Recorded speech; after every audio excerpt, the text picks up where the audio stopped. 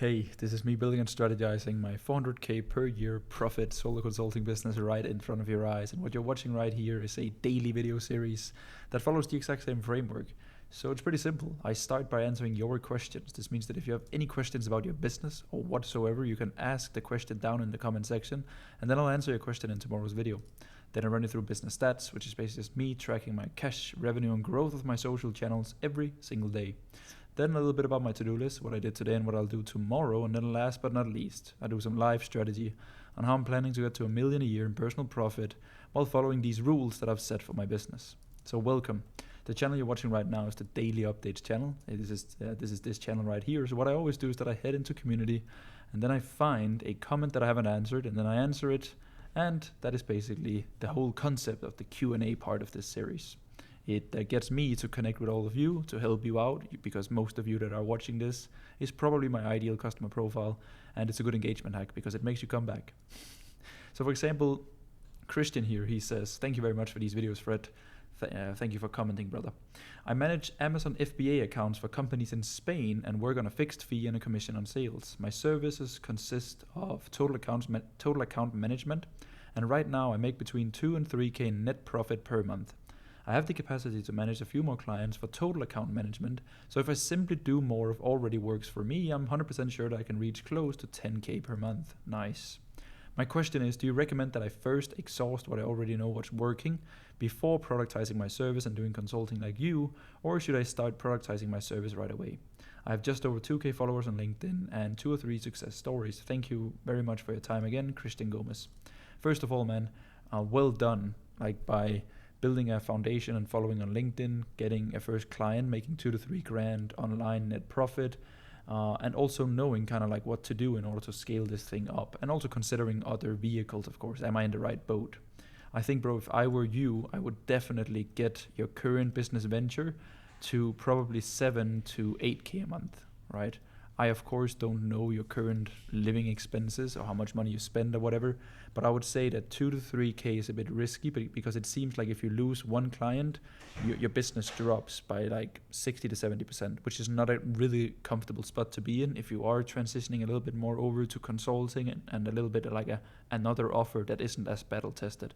So I think get to 7 to 8k a month. In the meantime, bro, while you focus on scaling short-term cash here, you start to create more content, right? Because it seems like there's a market for what you're doing, and you're growing your LinkedIn, and it seems like LinkedIn is your main platform.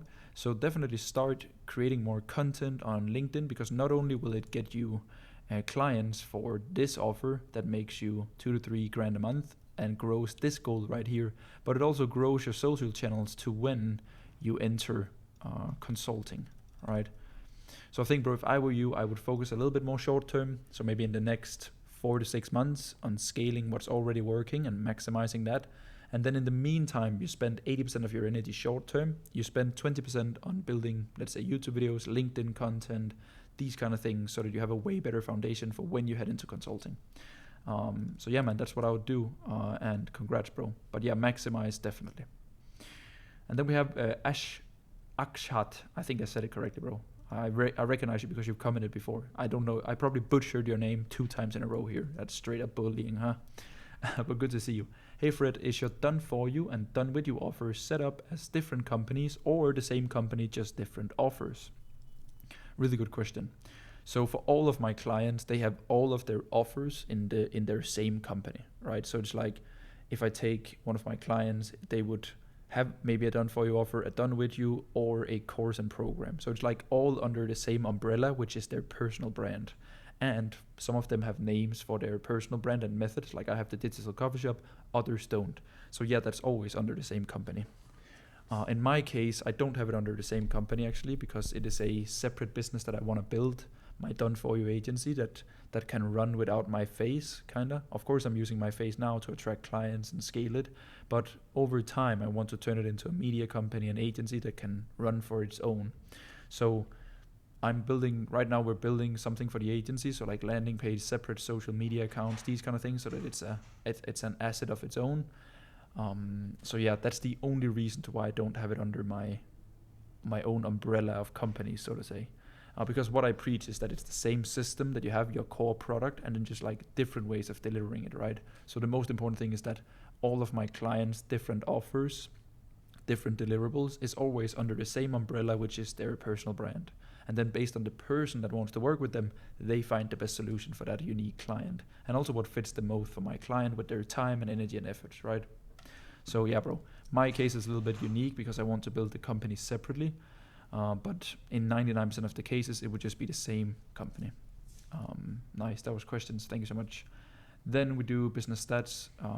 So this is my daily updates channel you're watching right here. It got 462 subscribers. Then I head into my main YouTube channel, which is currently sitting on 6,495. So I open up the sheet and I make sure you can actually see something. You can, but I'll zoom in a little bit. There we go. Let me see again. 6,495. Instagram is currently sitting on 28.75. Here 462. And for revenue and cash, let me open up my payment processor. So you can see yesterday was 3,659.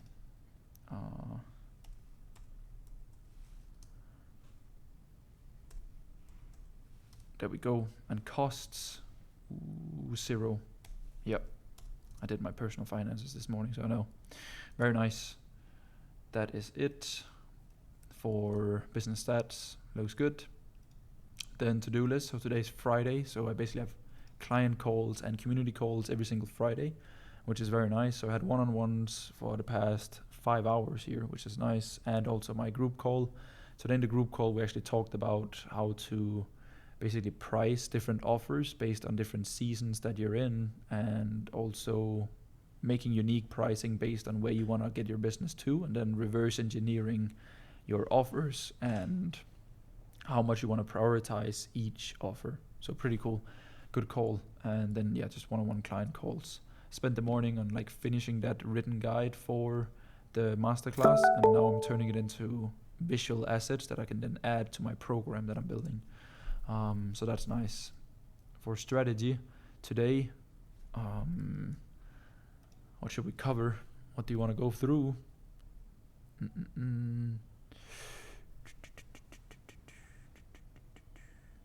That's a good question, huh? Do I have something for you?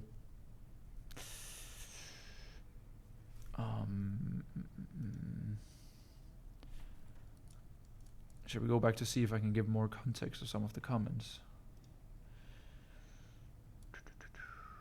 This is my main. Let's check, huh? I don't think I have a lot today. So there's been like mainly just clients. I think we're good. Today in the group call, we actually spend like the last 20 minutes just talking personal finances. I'm absolutely no financial expert, but I want to emphasize the importance of saving your money. Again, it's like very, very basic, but it's very, very hard to, first of all, it's hard to make money. That becomes easier over time, but the hardest part of making money is actually keeping it. So I just want to, like, all of you people watching this, if I can have a positive influence on all of you by implementing a mindset early on that, yeah, you might have a few good months in business, but if you blow it all and have high cost, then it doesn't really matter. So like the habit of saving money and putting into a savings account or investing is like, if I can leave you with that thing, please do it. You don't want to have like lifestyle inflation where, yeah, you make more money, right? But your living expenses follows exactly along. Like you don't want that graph here, right? Because you can see like the gap here is the same as up here, kinda. So like even though there is a little bit more wiggle room, what you want to do is that the money you make, of course, goes up, but like your lifestyle only goes a little bit up, so that you actually, let me move this so I can show you. There you go. So you can see that you like the goal is to like have this gap as big as possible, right?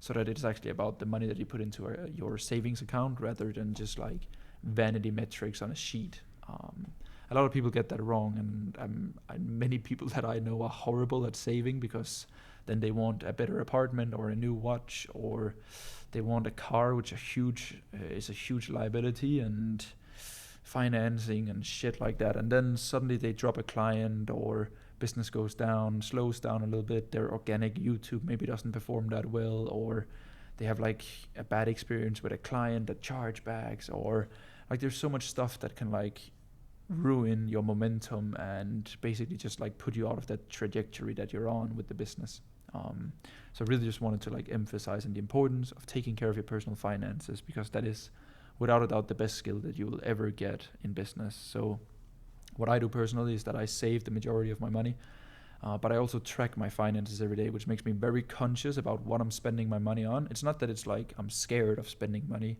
I kind of like live a life where I do the shit that I want to. If I want to eat out, I do so. If I want to buy something, I get it. I don't really have a large need for buying anything. I'm not that materialistic.